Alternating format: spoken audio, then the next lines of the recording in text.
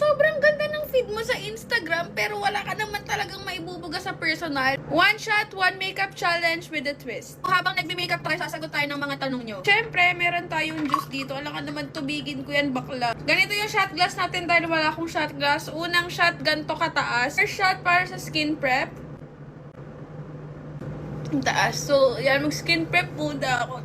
Taas! Dapat gin yung bibilin ko pero kasi hindi ko alam magtimpla so Alfonso na lang. O nga pala sa mga bata dyan at sa mga minor dyan, huwag nyo itong gagayahin kasi ako 20 na ako, pwede na akong uminom. Next is para sa moisturizer. May naman yan, hindi ko lang kasi na video.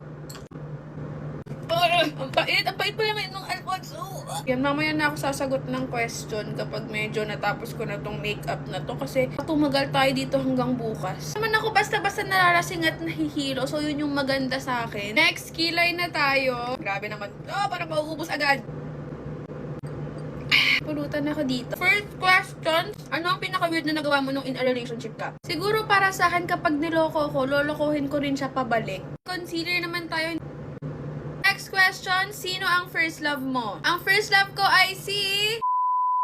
Kakaisa-isang ex ko yan, guys. Yes, tama kayo nang narinig. Isa lang yung ex ko at high school love siya. Lip serum na tayo. Sobrang daming procedure naman ang makeup mo. Guys, baka sabihin nyo nandadaya kung may laman yan, punong-puno yan.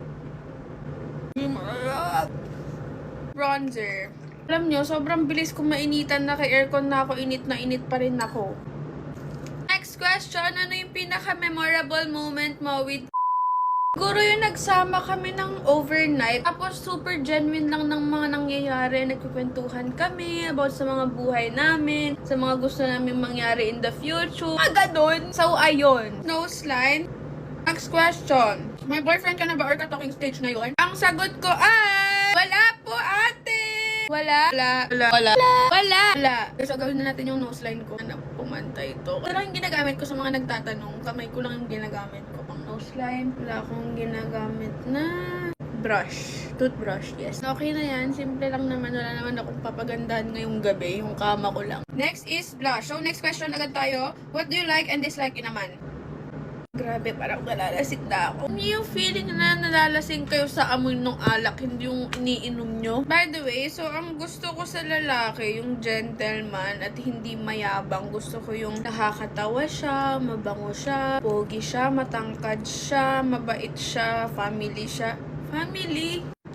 Family-oriented. Basta yung gusto ko sa lalaki, yung nakakatawa siya, yung mapapatawa niya ako araw-araw. Kahit wala na kaming pang date, tumatawa kami.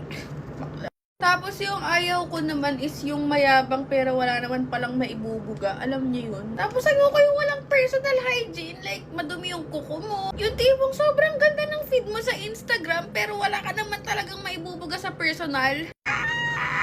Amin na ako, pag ganito yung nararamdaman ko sa inuman, umaalis na ako, natutulog na ako. Pero tutuloy ko pa rin siya ngayon kahit wala na akong kasama dito sa bahay na mag-aalaga sa akin. Step is setting spray. Wag na kaya ako mag-set ng spray. Next is powder.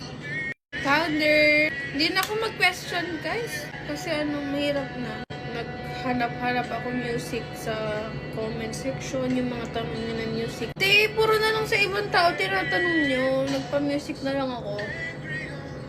Alam nyo ba, sobrang kati ng katawan ko na ang init. Kaya, ayun, mag-live pa ako mamaya. After ng powder, mag-dito na ako para diretso na. Tapos na, hindi na ako mag-concealer, mag-blush, mascara, gano'n.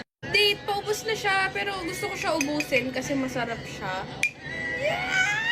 Okay, I'm done with my powder. Next naman is curler and mascara. So, yun na yung last part. Hindi na ako magbababay sa inyo. Last shot. Nung pununin natin para goods. Uy!